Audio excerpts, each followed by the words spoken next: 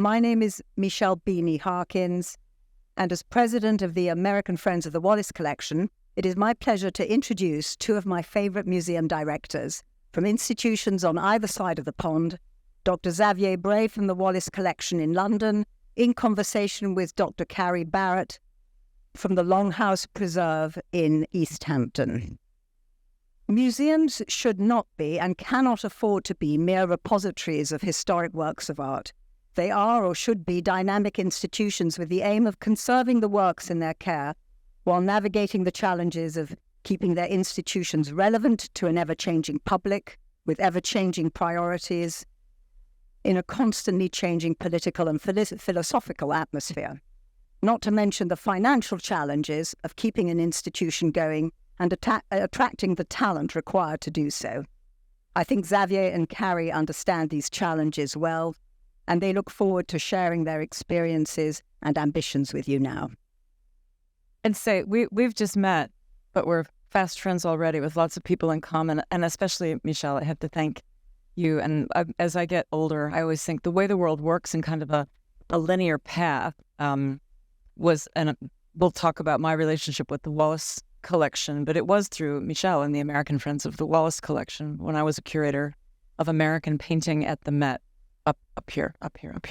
But why don't you tell us about this slide? Tell us a little bit about you, do our self-introductions, and then this amazing slide that I have to say appeals to me because now that I'm in the world of sculpture parks, botanical gardens, great museums, house collections, there's nothing like a cherry tree and a park overlooking a great historic house museum to pique my interest. So, yes, it's a bit of a trick photograph. I was trying to look like the Frick. And so I pretty much jumped over the hedge of the private gardens of Manchester Square in the heart of Marylebone, London, and took this photograph because it just looks so romantic. But unfortunately, there's a road around it, which is extremely dangerous. And I've almost died about 15 times. And then there is the Wallace, but the Wallace is like an island. And actually, when the government, and I'll tell you more about the government taking on the collection, they were very delighted that the Wallace was on the sort of island site because it lessened the risk of fire. If a building next door would go on fire, it wouldn't contaminate the Wallace. So if there was going to be a fire at the Wallace, it would be the Wallace's fault and nobody else's. So they were very pleased with that when they allocated a collection to that wonderful building, which is known as Hertford House, because that's where the Marquesses of Hertford resided in the late 18th century, early 19th century. So that's why I chose this slide. It's a bit of a lie, I'm afraid. But and then you have a funny picture of Benjamin Disraeli, right? Well, no, actually, it's not. This is when it's a comment. Yeah. So this is Richard Wallace, and again, you'll hopefully by the end of this talk, you'll get to understand him better. But he was the legitimate son of the Marquess of Hertford. And I think he spent most of his life trying to prove himself.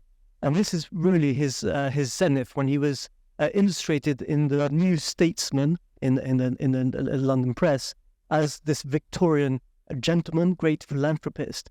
He's got a cigar in his left hand, looking very pleased with himself. And he was very well known for taking people round a collection in the house we've just seen. And one of the early visitors that signed the book, which we still have, was Benjamin Disraeli, the great British politician. And he wrote this beautiful comment, which in a way captures the Wallace Collection beautifully, this palace of genius, fancy, and taste. And you know that this visitor book is fascinating because we have Isabella Stewart Gardner lady coming. We have Brick who came. And it's something that most people forget today, but for any collector, the Wallace was the mecca for anybody who wanted to see the perfect collection in that time in the 1870s. So that's why I put that there, just to set the scene. This beautiful interior shot of the Wallace Collection explains a little bit about why I'm sitting here today. Back in the late 90s, I became very keen. It was actually an acquisition ploy to get a full-length portrait of Queen Victoria painted by the American artist Thomas Sully to the Met, where I was a curator. The painting was at that point hanging on this great, we'll all write books some days, all curators. The painting was at that point, had been owned by Arthur Houghton, owned by his wife, Nina, who's since passed away. And at that time, in the late 90s, it was on the wall at the National Gallery in Washington, because after Arthur died, Nina said, what am I going to do with this huge picture of Queen Victoria? And she lent it to the nation. I found, young curator back in the day, I found Sully's journal from his 1-year trip to London in the coronation year. He took his 24-year-old daughter Blanche with him, and they sailed from Philadelphia to paint a portrait of the 18-year-old queen for the Society of the Sons of St. George. And in my travels to better understand, show you a picture middle of, there it is, the full length. The one in the middle, I think you could barely see on the wall at the Wallace and the study. So without giving you my whole lecture on Thomas Sully, and that was funny, my book was going to be called Thomas Sully and Queen Victoria, but when the Wallace became a partner, it was Roz Saville who said, I think, my dear, it ought to be Queen Victoria and Thomas Sully. Was the flip. But the one, the small picture, these are all really big, but the 36 by 28 inch picture to the side is the study that he actually painted of Victoria on the throne, and he and his daughter had great agency in it, because in order for him to get sketches of the crown and the beautiful tripled up earrings and the order of the garter, he took Blanche to the royal dressmaker. While he was in London for the year, he painted this half length, and it went to the Marquis of Hertford, and this would have been 1837. Somehow it made its way early, yes, quite early, 40s. And then he came back to Philadelphia. This is the full length, which is now, it did end up at the Met and was then given to the Met by Ina Houghton. So someone said, was it, how long this was an acquisition project that took about 20 years of just cultivating. When we renovated the American wing, we didn't put Queen Victoria in storage. We moved her to the British galleries for a while, and she was very happy there. Luke Sison said, we'll take her for a couple of years, and then we took her back into the American wing. 18. No, there's a whole, I don't want to go too much. But I just fell in love with the Wallace Collection. I thought this exhibition was so important, and 2001 was the anniversary of her death. Coincidentally, it happened to be the time when Nina Houghton said, yes, Carrie, you can borrow the picture from the National Gallery, and then it just never went back, which is kind of typical of what we were able to do at the Met. But I did share this with you back in the day. What I really wanted was for my little teeny dossier exhibition. I wanted the 3 pictures, ribbon that Sully used to measure her, some beautiful drawings that he made when he actually went to the dressmaker and the jeweler and all of these wonderful things, and the diary. It's a very small exhibition, but one of those jewel box. And I really wanted it to go to the National Portrait Gallery. And they had the BP prize and all of their things, and just wasn't going to happen. And then I went to see Roz Saville, who said, we have to do this. And that was when, I know you'll get to this later, this was the first exhibition in the Changing Exhibition Gallery, because the Wallace, much like the Frick and other house museums, had a policy of never lending and never borrowing. Nothing could be moved in the whole house. So that was the trick. So there were 2 tricks to getting this show to happen. One was that this gallery, which was underway, and then we had to raise the money. So therein lied the creation of the American Friends of the Wallace Collection, to raise the money so that we could take this gigantic picture across the pond for the first time, because it was painted in Philadelphia. And you managed to get it downstairs into the exhibition space. I didn't want to tell you that it was unpacked on the lawn. Was it? That photograph, actually. Because there's no loading dock. This is a lot of house museums, which I love. So now I work at Longhouse Reserve, Jacqueline R. Larson's house in East Hampton, which is, it's a far cry from the Wallace Collection, but with many of the same parameters, founders and collections and houses that need repair and legacies that need massaging and caring, and we'll get on to that. But so this was my introduction to the Wallace Collection, and it was a wonderful thing. We at that point now, if we couldn't move your picture out of its place, though.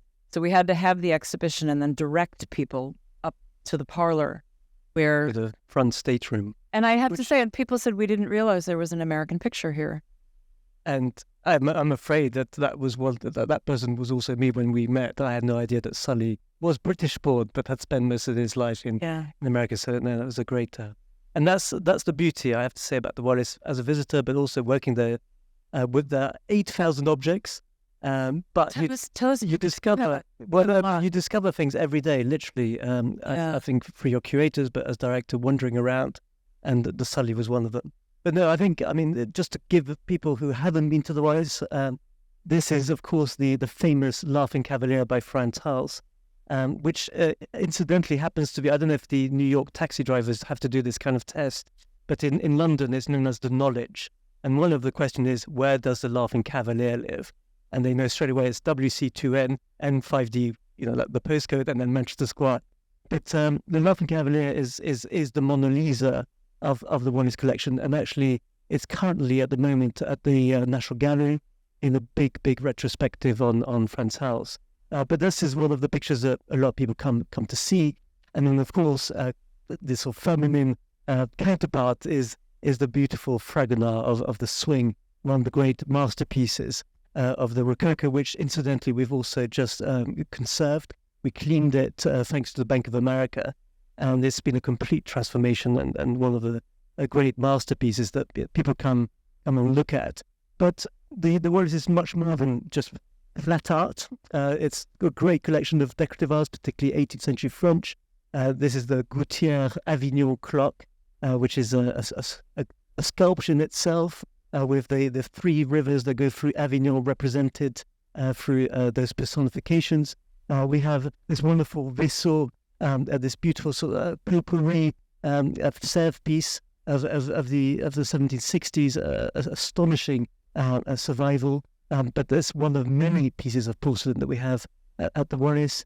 We have even one of the greatest collection of Riesner cabinets and consoles and bureaux à cylindre. This one was incidentally commissioned by Marie Antoinette for the Petit Trianon. So it's one of those connections which, having, I don't know, I mean, you had the Met education, but I used to work at the National Gallery, which was just paintings on the wall. But the beauty about the Wallace is this interaction between the decorative arts, sculpture. You really can see things in there.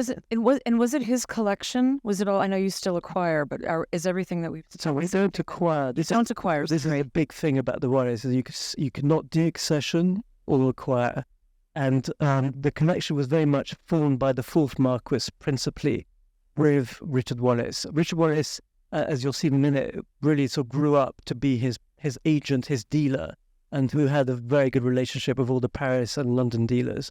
And together, they bought the very best at the perfect time. Paris was one of the great sort of centres for the art market. And of course, these had been at Versailles, but are finding themselves on the market, and they're buying at the very best. And the great thing about the Wallace, however, and this may be what differentiates us from the Frick, let's say, is that we have also this extraordinary collection of arms and armour. So not only European armour, in this case, this wonderful southern 15th century horse armour and knight on armour, most arresting piece of armour. I mean, the curating of this is sheer genius, and it happened in 1914. Also, Guy Laking was the one that came up with this idea of the horse suddenly coming to a halt, and the raising of the sword and attack kind of. But this one of the famous pieces that a lot of people come to pay homage to at the Wallace, amongst the incredible armour. But we do have a collection of armour from the Ottomans, from India, from Persia, and in this case, a fantastic survival of Sikh armour that was made for Ranjit Singh, the Maharaja of Punjab. And I'll come back to that later, because we're about to open a major exhibition on Sikh arms and armour, but also on Ranjit Singh, this great military leader who was known as the Napoleon of the East in the early 19th century. But I just love I'm not an armour specialist, but I always treat it as sculpture, and the photography we've just done of this particular piece. I just love the idea of taking in the top knot of the turban that would have fitted underneath. Beautiful. No, we might have gotten to this later, but I know this exhibition, I'm really looking forward to it. Are you able to lend yet? Because that was one of the tricky things. Back in my day, in 2001. No, the hard thing was that even after the Wallace created the special exhibition gallery and was able to borrow, weren't able to lend. And the world of museums is a world of reciprocation and deals, and I'll give you this if you give me that. And I remember, we traded Duccios for Sargents at the Met. It didn't always have to be one for one, but without that, and I know that's something that you can talk about that later and now, but I just think that this exhibition could be a key moment in that. Completely. Well, I think the whole concept of exhibitions and exchanging ideas and exchanging works of art is key. We have to be very careful. Again, a bit like the Frick, the moment, it's a bit like living in your own house. The moment that picture goes, I have to find a replacement. Sure. And it's a lot of moving things around. And that includes the collection of sculpture, furniture, and so on. But I'll definitely explain what happened. And the lending thing is only very recent. It happened in 2019. Okay. So it's a big thing, and it has changed the Wallace considerably as a result, and has opened us up in a way that one would have never imagined. And then I just wanted to show you this. This is one of the most beautiful pieces of Renaissance sculpture of a Boxwood Hercules by Pomerancio. And I have to admit, for me, it's one of the most beautiful male nudes. It was slightly ruined by an American visitor who said, is he playing baseball?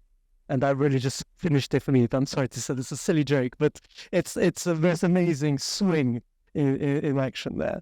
And then this is why I joined the Wallace. There are two objects that really surprised me, because as a student, I'd go and look at the paintings. I'm mainly a painting specialist. But I was completely amazed to find this beautiful rock crystal figure of the infant Christ child from Goa, from Portuguese Goa. And I just couldn't believe it was there. Why it was there?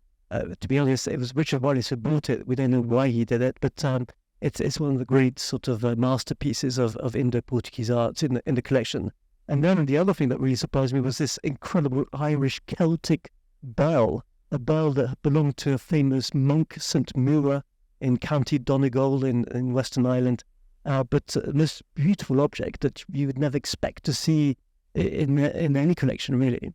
And then Chinese cups. This is what's so extraordinary, is that that's why I chose these slides, is that the sheer breadth of the collection is, I like to call it the mini Met, or the mini Victoria and Albert Museum, or the mini BM, because these are Chinese cups, 18th century cups, commissioned by the Emperor of Shillong, and he would use them to drink from on the new year, and he would drink a special rice liqueur. Do you think, I just want to interject in conversation, when the fourth Marquess was collecting with the help of Mr. Sir Wallace, was the encyclopedic nature of the collection a goal? Because it really is. I've been there. It's really extraordinary. It's a lot. It reminds me of kind of a cross between, yes, you say a mini Met, or I always say with museums, it's all scalable, isn't it? You have a collection that is, as good and encyclopedic as larger museums, just not as big. And I think of university museums almost in the same way. University museums that make a point of collecting across cultures and across time to educate, right? So what was the goal? No, I wish I knew. It's a very good question. Both the Marquess of Hertford and Richard Wallace did not leave any written explanation as to why they were buying specific pieces. What appears, though, is there is a pattern that they were very interested in objects that belong to interesting people, figures from history. So we have Henry IV's dagger, for example. This belonged to a specific Chinese emperor. We have, what else we have? We have Shah Jahan's dagger, for example. So that might be something that inspired them. But to be honest, I think it was a very, very good eye for quality. And I'm proud to say that the Wallace, pretty much everything is of top quality. There's not a moment when it goes down to the second or third rate. So either they were very well advised, or they happened to be at the right place at the right time. The money they were very wealthy. They didn't spend much. But well, of course they spent a lot on buying things. But what I mean is they didn't go and do silly things like have yachts and do all those kind of things. So they really just spent their money on collecting, and their money came from properties. And we're slowly discovering what kind of properties these were.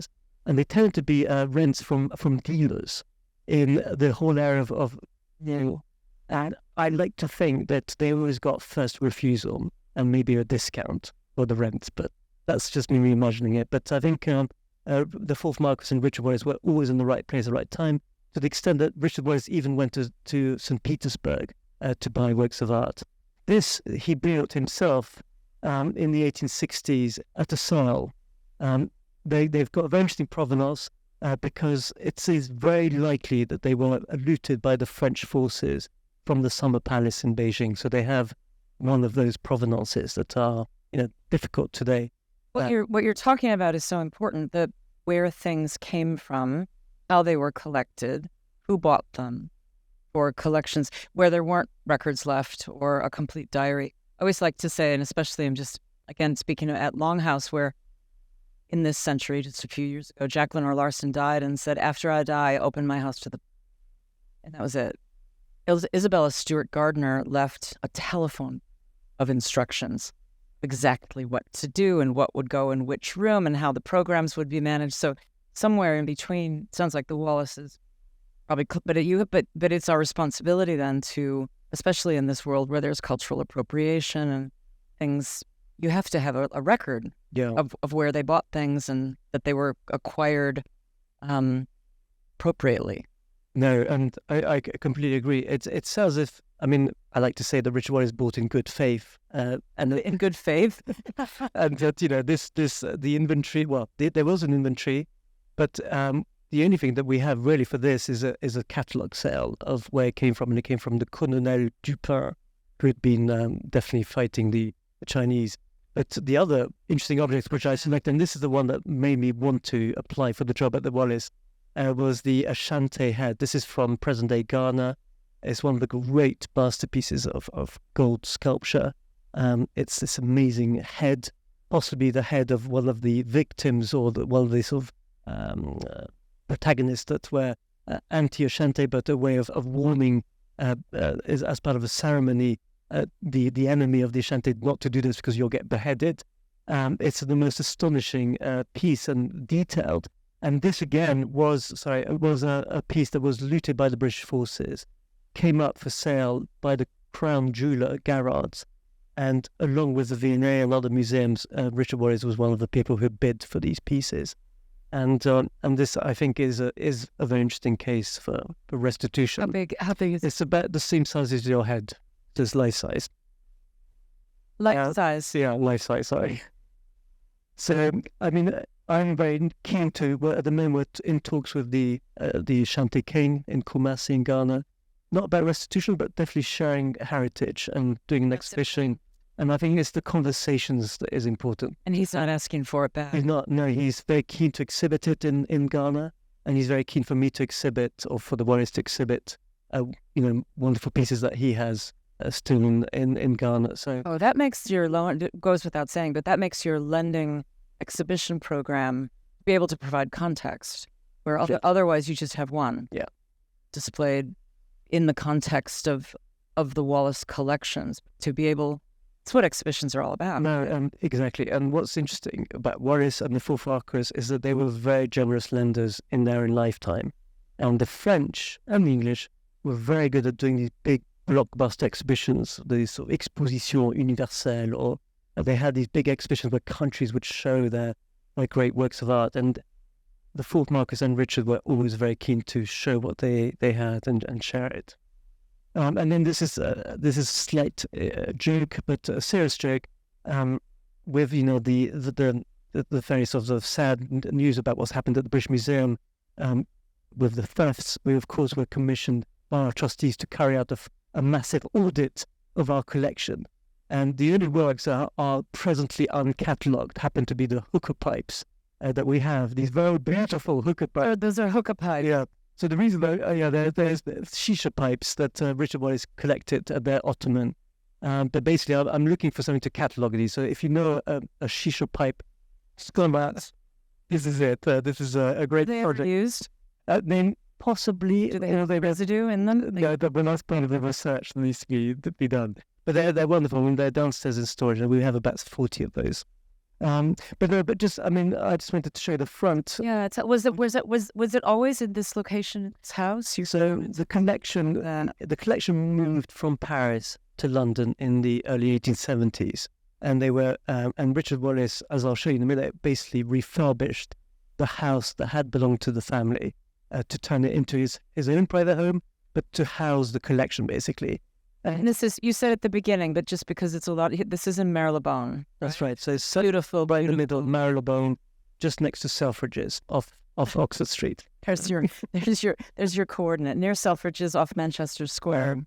But the reason I show this slide is because, and I'd love to hear what you think. Civic, because it's a civic museum. Well, It's nice. It's hard to tell from this that it isn't off in the countryside, or Kew or something, but it's really so it is a house, Not but a it, city, but it but is a national museum. We belong to the British nation. We belong to the government. And actually, when Richard Wallace lived in it, there wasn't that portico, that sort of portico with what we call a porte cochère, where where people like to arrive in taxi and feel very important.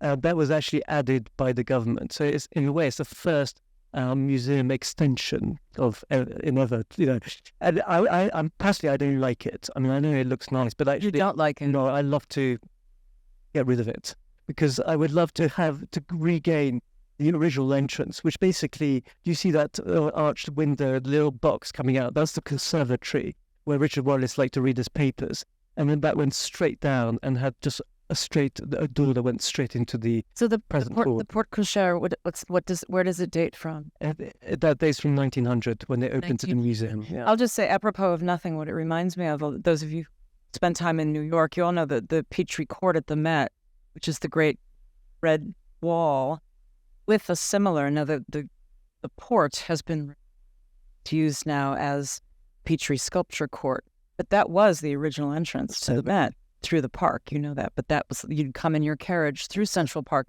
So you think, how could you possibly get to the Met if you weren't dropped off in a taxi on Fifth Avenue? Once upon a time, it was in a horse carriage coming through Central Park, and the entrance faced the west side, and it was that beautiful red brick facade with precisely, and that would have been 1880, 1890. It's not the first Met in Central Park, but as it grew, same time. Yeah, so ladies could get out of carriages. Because I just want to show you, this is the photograph that was taken when the museum opened for the first time to the public in June 1900. You can see there's a policeman there. We actually had policemen as the gallery security throughout. But it was the Prince Edward, future King Edward VII, that opened the collection. And the first 3 months, we had 500,000 visitors. It was seen as the greatest moment for the British nation to be given this incredible gift of a collection. And apparently the newspapers, this is what I did during COVID, during lockdown. I went through all the newspaper cuttings of the big opening. And one of them, the Evening Standard, remembers or sort of tells the story of how this local butcher boy, desperate to get in, had forgotten that he was bringing meat with him because he was meant to do delivery, came with his meat. And one of the policemen said, "Look, Dad, you can come back later, but drop off the meat somewhere else. We can't take that meat in." But to the extent that suddenly the normal public could come in. And I think, as you'll see, that was very much Richard Wallace's desire that this collection should be shared with everybody. So that was that's a bigger, so no children, and that was always, I asked the question about why he collected.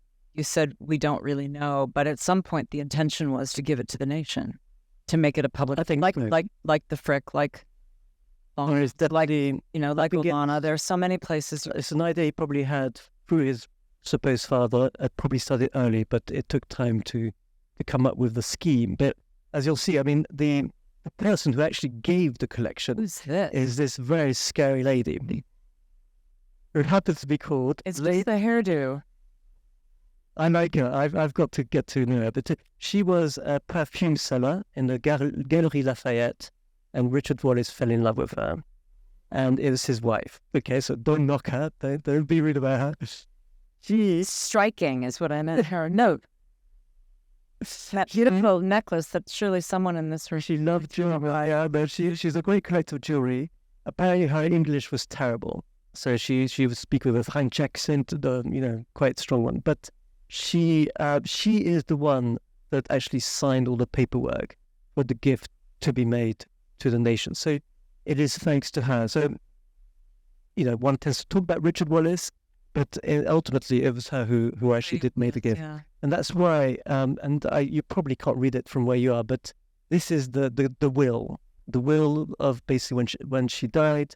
He says, I bequeath to the British nation my pictures, porcelain, bronzes, artistic furniture, armour, miniatures, and boxes. So I'm not stand to read, my eyesight's terrible, which are placed on the ground and first floors and in the galleries at the Hertford House, and this is key, on the express condition that the government for the time being shall agree to give a site in central part of London and build whereon a special museum to contain the said collection, and this is again important, which shall always be kept together, unmixed with other objects of art, and shall be styled the Wallace Collection. So this, you were talking about the foundation. This is what she's presumably, this is based on conversations with her husband who had died 7 years earlier. But the idea of the collection being unmixed and the fact that they should be kept together is very interesting. And this is what has been interpreted by the trustees afterwards, or later anyway, that they should be closed. It's a closed collection. And the space, so that where she said, you said something about it being in you say central London, which it is, but I bet kind of like Central Park now is way out of town when that was found. I mean, we forget, way out of town. I'm guessing that Marylebone neighborhood was also, now it's easy to get to, and it's got nice shops. It was countryside. Delicious restaurants. You're right. But it was countryside, right? It was a great. Was she wishing for a Hyde Park or something closer to the Serpentine? Well, she was thinking of Trafalgar Square. She was thinking of Trafalgar Square. All right, I asked the right question. This is why you're asking the very good question, because the next thing I did when I joined as director was read this, and then I read all the paperwork that was to do with the government deciding what to do about this will and how to interpret it. And they were definitely not interested in the whole thing about lending or not lending. That's an issue that was invented later. Their main preoccupation was, where are we going to build this museum? And they really found it quite, where are we going to get the money? Fine, we'll get the Office of Public Works to do it. So V&A, near the V&A, they were thinking about it. Museum district, is that central enough? They were debating about that. Yeah. They came up with this very clever idea, which I sort of wished had happened, but build a building right next to the National Gallery and have a bridge, which is basically the Sainsbury wing of today, and have the Wallace Collection right next to the National Gallery. That was the big idea, and it nearly went through. And then in the end, they decided to go for the easy option, which is to buy the house and basically take everything out, refurbish it, and turn it into a museum. And that's what they did in 1900. That's not smarter than what you just said about if Wallace Collection had gone next to the National Gallery, it would have felt like the Lehman wing. Exactly. I feel like it was the perfect. The Met, but it was sort of, that was a big deal, to take a private collection and actually annex it to a great museum where its independence, where it is now, exactly, makes it very special. Yeah. And that's what I think she means about keeping it together and unmixed. So don't mix it. Don't put the Michel Beanie collection of porcelain in the one. Sorry, Michelle. And damn. Oh, and don't break the collection. Don't see. Yeah. When I used to work at the National Gallery, it was the big tragedy that the Wallace French paintings did not come to the National Gallery, because for a long time in the 19th century they stopped collecting French 18th century paintings because they were wondering if one day the Wallace would come to them, and it didn't. That's why the National Gallery has a really it's a good collection, but a very weak collection compared to the 10 Watteaus that we have and so on. Yeah, it's like Armand Hammer and Lachma. Yeah. No, things that you expect, and then yeah, exactly. So that's the sort of the will. But the other thing that was in her will, which I'm not going to bother reading, but is the second part of the first paragraph, is that whatever you do when you build this new museum, make sure that the beautiful Louis XV staircase is at the center. So that was her main preoccupation, was this amazing staircase, which originally came from the Royal Bank of France. And that was an easy fix for the government, because they basically just left it where it was, and here it is now. But it is one of the great moments. The moment you open the doors to the Wallace, you're right in there. And you're invited to ascend into this great sort of beautiful space that is the Wallace. I've wondering, we're jumped around, but this staircase has made me wonder if the Wallace and this experience is partly what inspired our friends at the Frick to create their second floor, which is going to be one of the great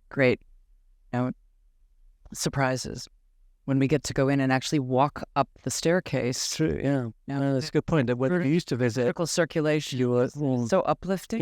Yeah. To go up the stairs and hear what's going to be up there, and that happens at the Wallace so magnificently. Yeah, that's true.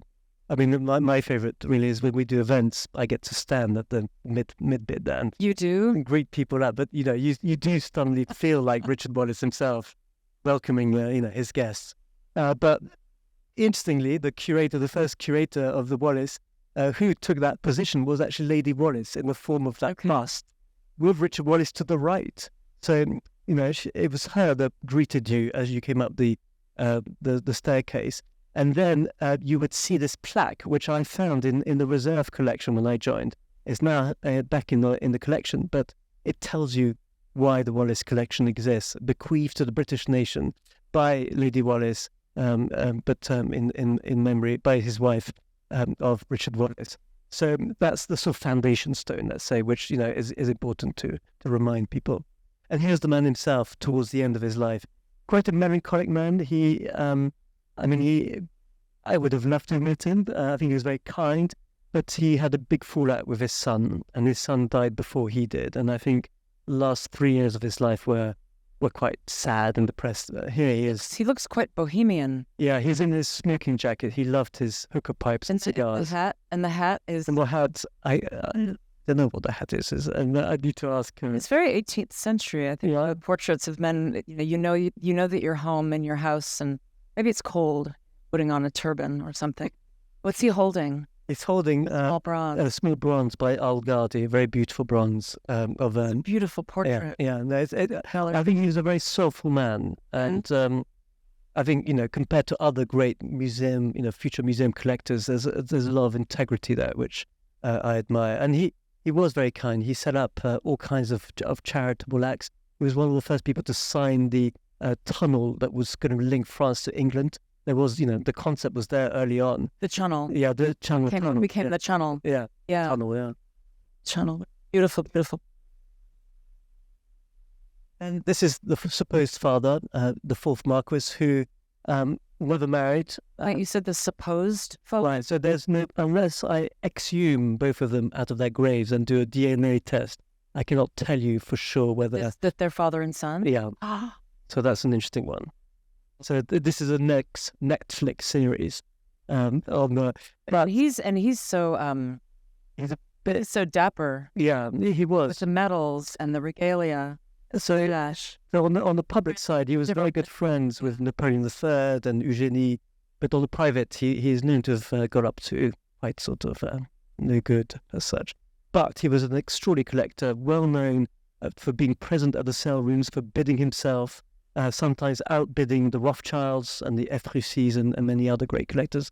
So he was to be reckoned with in the sale. Say again where the money is from? From property, mainly in Paris, London, Suffolk, and Northern Ireland. Sale property or landlords, yeah. And sort of thing. Okay. And rent, yeah. And rent. And this is their home in Rue Lafitte. So they own this corner of this block here. And that's what most of the collection was. Sometimes there was just so much that it was crated for quite a lot of time because it just bought so avidly. But the Rue Lafitte was where they mainly resided. And then they also owned the beautiful little Chateau de Bagatelle in the Bois de Boulogne, which they decorated in a very sort of 18th century and 19th century manner. But a beautiful piece that, interestingly, was not part of the gift to the nation or to the French. Is this a museum now? Yeah. I've just heard what's happening. Something. So there's a Fondation Bagatelle has been set up to restore it. To try and bring it back to its former glory, which is a great project. Do you have where it's my new favorite thing? There's an organization now in America, Historic Artists House and Studio. It's everything from Olana to Georgia O'Keeffe to Frank Lloyd Wright. R. Larson, all of us. Is there an association of British houses that Isabella Stewart Gardner, the Frick. If there was anyone that was even close to being an artist, it's a consortium of museums that largely we talk to one another, about the trials and tribulations of legacy versus dreaming, of keeping alive a founder's spirit, taking care of a founder's collection, but also making it relevant to, kids with meat. It sounds like a great club to be part of. But do you have something like that in? No, I would see. I'm going to be really rude. I'm going to resist that because the Wallace Collection. This is part of my identity crisis about the Wallace. Is that because we're a national museum and because we ended up in the house, means that we should maybe behave like that. But I like to think that we are. We're a museum. A museum. You're a museum. And I like to think I'm like the V&A. So I've got a bit of an insecurity complex. There's no doubt about it. And that's why to sort of team up with those smaller guys just doesn't. I want to get out of that and then be. That's fair. Guys. That's fair. Yeah. Well, you can graduate. Yeah. So that you could have been part of this, and then the graduation is you become a real museum. And I think Richard Wallace would have appreciated that because this is a print of him because he was very, very well known in Paris. He was very much, it's not worship, but he was well known for giving money to the poor, quite literally, very directly. But to everybody's surprise, in 1870, he inherited the wealth from his supposed father. A lot of people thought that the wealth would go straight back to the family, to the cousin. But no, it went to Richard Wallace. And there was a lawsuit against him. He won because in the Code de Sille, it was very clear that the Marquess had left everything. And this is a print that celebrates Richard Wallace, but also his generosity. So you can see at the top, Fortuna Caritas. Then you can see to the left the famous Wallace fountains. He gave 80 of these beautiful fountains that provide running water to everybody in Paris. You couldn't drink proper water in those days, and that's led to alcoholism because it'd be easier to buy a bottle of wine than drink water. So he set those up, and they're known as Les Fontaines Wallace. I don't know if you've drunk from them, but the Fontaines Wallace. Yeah. Okay. I don't know if there's one in New York. There probably is one somewhere. But down below, you also see how he was always very much a British man living in Paris. So he was a sort of expat. And you've got Britannia on the lower left helping Gallia, France. And this is because just after the Commune and the Franco-Prussian War, Paris was in a terrible mess. And actually, Richard Wallace set up hospitals and gave lots of money. And he was given the Légion d'honneur as a result. But that act of charity was what he was very well known for. And I just want to show off this slide. I found this. I don't know how I found it, but this is the Tuileries Palace after they were looted and ransacked by the communards in the early 1870s. And I show this slide only because that's what inspired Richard Wallace he got very nervous. And he said, look, I've got this amazing collection. It's going to get pillaged if I don't get it out of Paris. And that's why he decided to come to London and bring the whole collection to London.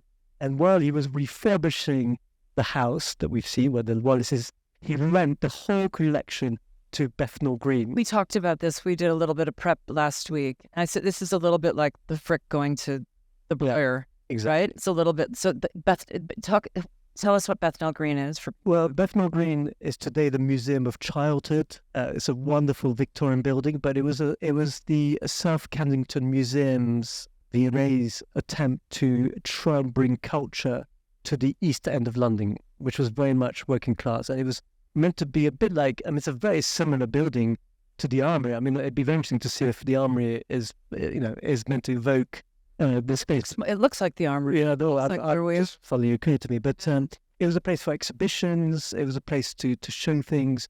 But it was literally the Louvre Lens, Louvre Abu Dhabi. It's the idea of getting a museum out of its location into areas that were less. So I'm going to ask you to say again. So the collection was in Paris and it moved here before it went to Manchester Square. Yeah, because he realized that Manchester Square, the house didn't have proper lighting, didn't have enough room, had bad ventilation. So he effectively refurbished. He had a master plan and he refurbished the house. And was then the point here too, because he could have also, well, who knows, he could have just stored it and waited. But this was the point to do, sort of an exposition. So he didn't know what to do. He could have put everything in storage, but and waited. but he decided to share it with the public. And what's amazing is that this is a print in the Graphic, the local newspaper. Study of Sir Richard Wallace. And here they are.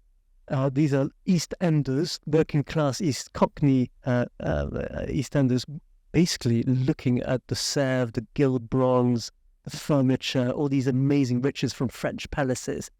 And I'm sure, I mean, I can't prove it because he didn't write it down, but I'm sure that's what inspired him one day to make his collection accessible to everybody, which he sort of did, but, you know, by appointment only, which is not the same thing as this. There's a whole social, this is a little before Oscar Wilde, isn't it?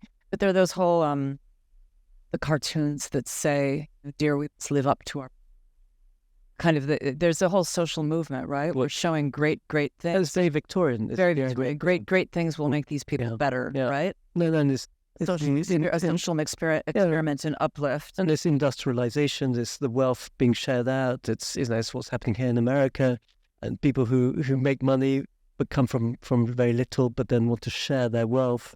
And I think Richard Wallace, being the illegitimate son, being slightly detached, that he inherited this, but not because he just was the next heir. He actually worked for it, and I think that's why the fourth Marquis designated him as the a more authentic, much more authentic. I would say so. Yeah. Interesting. And so when Richard Wallace then he moves in, and this is the sort of addition. He creates this space. This is Richard Wallace who builds above the stables. So he did have horses down below. He had a horse called Rembrandt, which I like. But he above that he had his picture gallery where he showed the very best of the European schools. So you got the Franz Hals, you got Poussin, you got Velasquez, you got Murillo, Rembrandt, and so on. It's an astonishing. A lot of furniture. Yeah, I mean, these are amazing black and white photos of how he kept his work. So in the middle, you've got Algardi's beautiful fire dogs, and you've got Majolica hanging in the walls. This is known now as a 16th century room, but he really had a good eye. And actually, I went to the Lehman collection this morning, and there are aspects of it that, I'm sure that these guys would have seen the Wallace Collection as the prototype, a place. I'm thinking of Barnes, too, in Philadelphia, Barnes, and the idiosyncratic way that was collected, and then even when it moved, things stayed. And to have these kinds of photographs are so useful if you're trying to make sure that the display is exactly as he would have, rather than a curator's eye. Yeah, well, it's a good question, because I'll tell you more later, but we would love to embark on a master plan, or try and bring back some of the spaces. But part of me doesn't want to reconstruct. I'm quite keen to suggest and make it look like, but at the same time bring in new arguments. So it's going to be the fine line about, again, house museum reconstructing or museum, but in the space and he was very interested in the spaces. In a way, Richard Wallace was the first director of the Wallace. I mean, he really knew what he was doing. And the arms and armour, look at the way he displayed them. That I'm afraid it would be very difficult to do, but it's possible. But from a sort of a maintenance and collection care point of view, it would be a nightmare. Imagine dusting all his helmets and spears. But he definitely had a good eye in terms of creating a sense of atmosphere. But this is very interesting because when the museum opened in 1900, this is how it looked, and I have to admit, I'm really impressed by the museology of the early sort of Edwardian times. They've got barriers, which is interesting. We don't have barriers anymore, but they've got these ropes, things are roped around. But they're definitely keen to create an atmosphere. They don't want to lose the house feeling, so they've got nice silks. They've got pictures above clocks, and they're using the chimneys and so on. So there's definitely a sense of wanting to create atmosphere, which I think is important to remember. What would he have been looking at, or just his own taste? And I think his own taste. You said the National Gallery was all pictures, and the V&A. Yeah, I think it's his French experience. Just beginning. Things of Paris. So, for example, the Comte de Nieuwerkerk, who was he was a superintendent for culture, but he had apartments in the Palais Royal in the Louvre. And his collection was laid out in a quite similar way. So I'm sure he would have seen great collectors back in Paris and the way they show things. But I love the way the Sèvres were shown in these cases with pictures. The pictures were glazed, interestingly. And they had to introduce heating on the floors. So, definitely all the museum issues that we have today, or air conditioning, whatever it might be. As there's a great gallery with each piece of furniture lifted up, not unlike what you see at the Met actually. So it's interesting to see how they went about it. And this is the great gallery today, following its own refurbishment when we introduced new lighting and brought the ceiling up a bit more. But the lending bit, this is Richard Wallace is in the middle there without a hat, standing next to John Layton. And behind are his two Van Dyck portraits, which he lent to the Royal Academy. So this is what I used as a way of making our trustees realise that the world was not about not lending or lending. It was irrelevant. And actually our founders were very generous lenders. What's stopping us from lending? There's nothing really legal about it. And so that's when we looked into how to possibly do it. We did take legal advice. Since you've been at the 7 years? 7 years. 7 years, yeah. So, and in my time working with Roz, she did the first one, was Let's Borrow. Yeah. And then I'm sure that when you So Roz was very much the beginning of that. And I remember her saying, it's not going to happen. I'm not going to get both. I'm not going to get both. It's just too difficult. And it really does depend on a board and how you interpret things and then how people hear. I love it that you showed them, said, these have gone out before and it was good. Yeah, and it was well received. And then here's a list of everything else that he lent, and then it was obvious that it wasn't a one-off. So yeah, so the decision, I think I've got. Yeah, here we go. Here's the newspaper cutting where our chair at the time was the CEO of Lloyd's Bank, Sir Antonio Horta Osorio. But here's the moment when we sort of let the world know that we were lending, and the big scare was that with the cavalier laughing behind you. And we're all laughing a lot.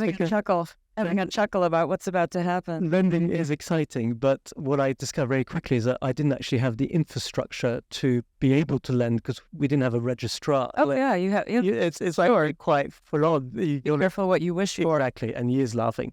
So I have to admit that the trustees were very nervous that we'd get piles of requests. We didn't.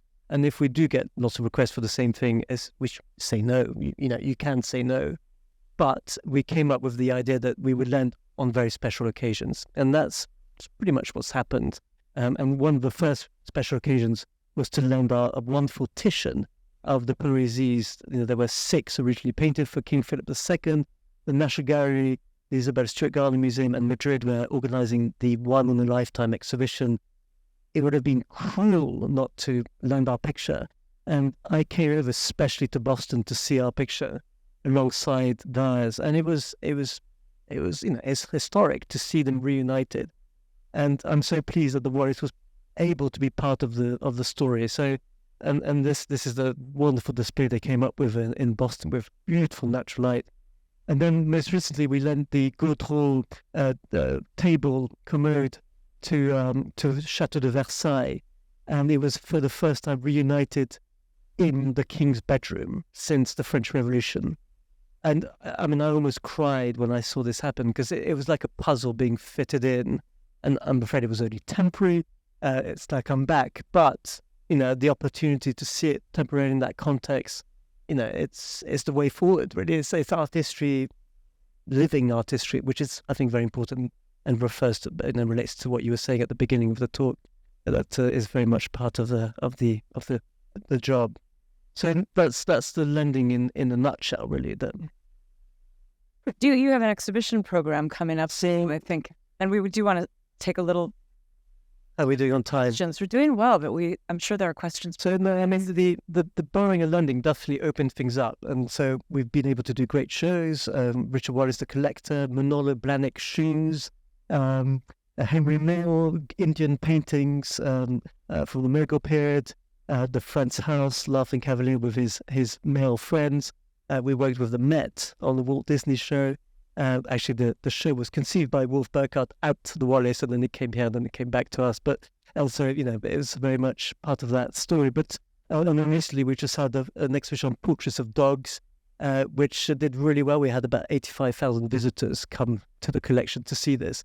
And a lot of people think it's a silly show, but it's new artistry. There's going to be lots of PhDs coming out of this. So, but it was amazing to see how dog portraiture should be recognized as a great genre in itself. And luckily, there was this funny. I'm remembering it again. That past it helped me so much fun. When the National Gallery in London. So when I was studying museum education and audio tours and all kinds.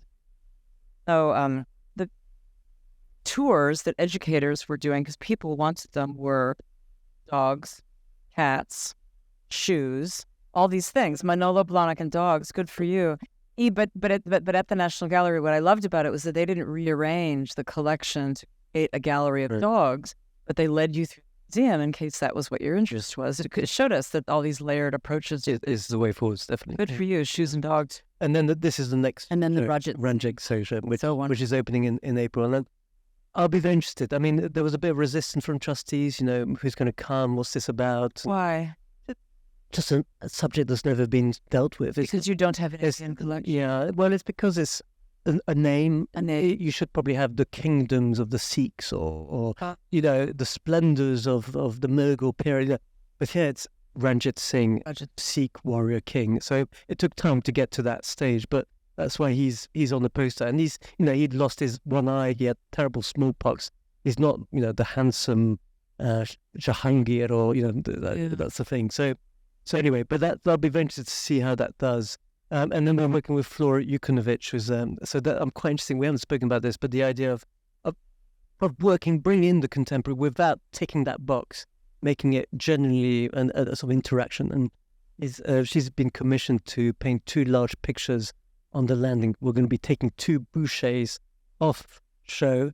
They're going to go downstairs out of their frames on white walls, and the 2 floras will go back upstairs and just be within the boucher. So it'll be interesting. You can do it with furniture, plates, little disruptions. Yeah, little disruptions that actually make people look anew. And that'll get people to come back too, because otherwise, I think one of the things about museums, but house collections, is because they tend to be static. Is why would I go back and exactly the same? But to do things that are exciting and new, and shift things. Mm. Great. So I mean, there's the big thing, which I'll just very briefly end on, is we have got this lovely cafe restaurant. People love coming to meet their friends, lunch and so on. But it is one of the most beautiful spaces at the Wallace. And during COVID, we just tried it out. We thought, no, this is the only time we'll be able to try it out. So we put a piece of armor in that space. In Arms and Armor Court. And then at night it looked amazing. I mean, these are terrible photographs with my iPhone, but it was amazing to see natural light fall on armor. It just made so much more sense to where they are at the moment. I didn't show you slides of the armor because it's all very grouped together and very difficult to interact with. But these are just little ideas that these are sketches. Nothing has been approved, so you're not really meant to be seeing this. But the idea would be to open up the courtyard to the Arms and Armor and use the back as the restaurant and space and then have the Arms and Armor in the courtyard, a bit like the Met, which I went to yesterday, because it's just so wonderful to see the Arms and Armor with so much space. The most popular gallery is it in the whole museum. Is that right? Interesting. So thank you. Thank you all for coming.